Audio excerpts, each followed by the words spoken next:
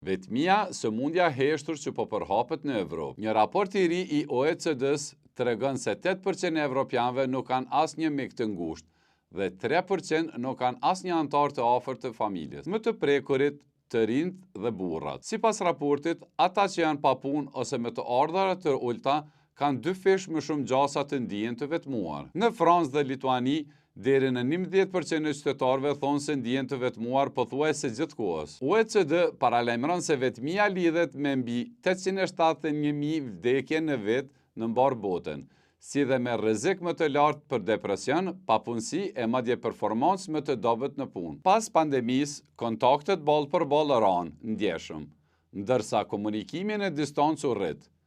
Disa shtete po reagojnë. Gjermania, Finlanda, Spanja e të tjera tashmë kanë strategji kundër vetmisë. Në Finland, qeveria ofron terapi arti, sport dhe shërbim komunitar për të rinjt, ndërsa Belgjika, Franca dhe Hungaria po kufizojnë përdorimin e telefonave në shkolla për të nxitur lidhjet reale, jo virtuale. OECD paralajmëron: më pak takime në botën reale do të thotë më pak aftësi sociale dhe më shumë izolim. Një kujtesë e fortë se lidhjet njerëzore janë po aq të rëndësishme sa shëndeti vet.